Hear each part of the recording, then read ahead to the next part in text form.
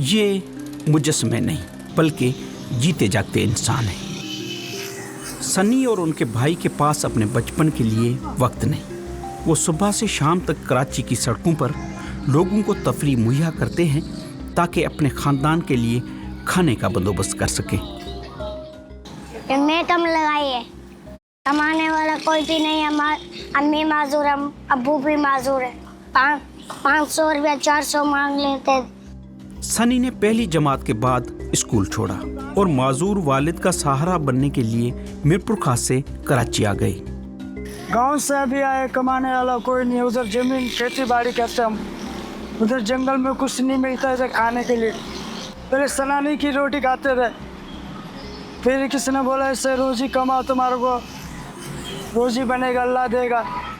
सलमान उन लाखों बच्चों में से एक हैं जो स्कूल जाने के बजाय वाइपर और पानी की बोतल लिए रोजाना 10 से 12 घंटे गाड़ियों के शीशे साफ करते हैं।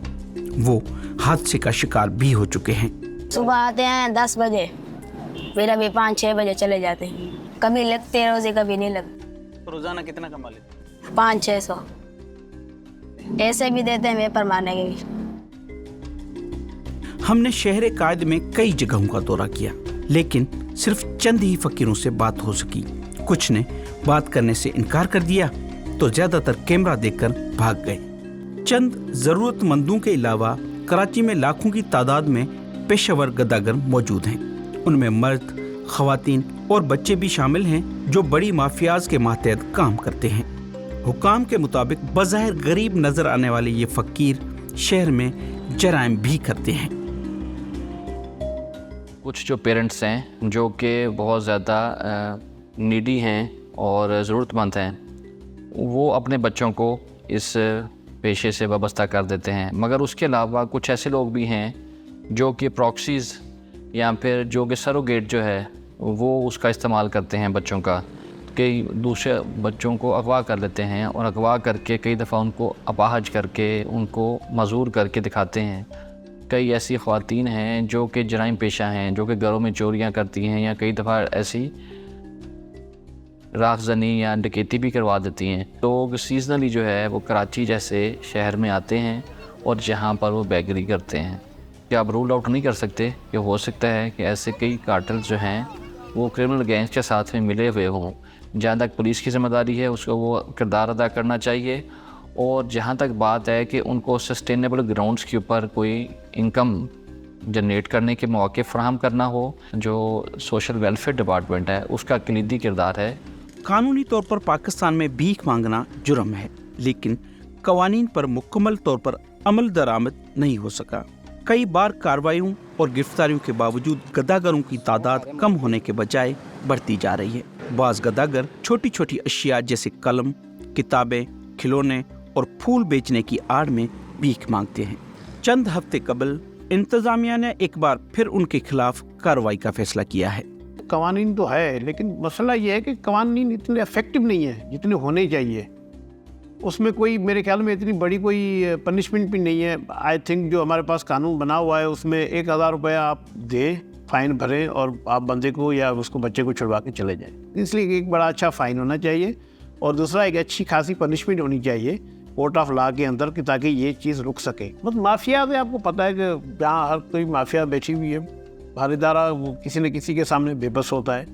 और जो आपको पता है कि बेकरी में तो बहुत ज़्यादा पैसा इन्वॉल्व है। बिलियन रुपीज़ का जो बिज़नेस है उसमें ज़ाहिर है वो सबको सांस लेके चलते होंगे इसमें। पैसे का कमाल या इंतजामी नाअहली, पुलिस की मौजूदगी में गद्दागरी का सिलसिला चल रहा है।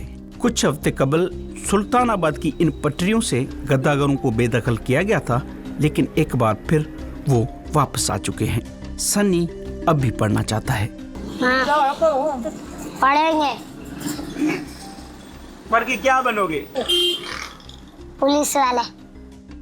इसी तरह सलमान की भी ख्वाहिश है कि वो स्कूल जाए। पढ़ने का शौक है, अभी माँ बाप माने तो फिर बोलेंगे अभी खर्चा नहीं है, अभी तुम जाओ या ना जाओ।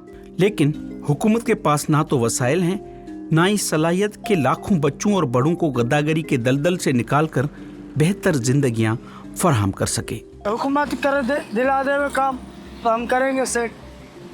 हमारे बच्चों को हम रोड पे खड़ा नहीं करेंगे सर, तालीम हो पढ़ सके, हमारे अच्छी नौकरी मिल सके। पाकिस्तान में गदागरी अरबों रुपए का कारोबार बन चुका है।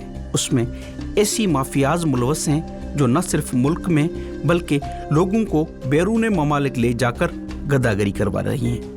यही वजह है कि वो ममालिक अब पाकिस्तानियों को वीज़े देने से कतरा रहे हैं। खासतौर सऊदी अरब में तो उन्होंने कंप्लेन की थी, रिटन में कंप्लेन हमारे फॉरेन मिनिस्टर को की थी, फॉरेन मिनिस्ट्री को की थी कि भाई आप इतने बंदे भेज रहे हैं, हमारी जेलें भर चुकी हैं, इतने बेघर साहब पाकिस्तान में भेजते हैं।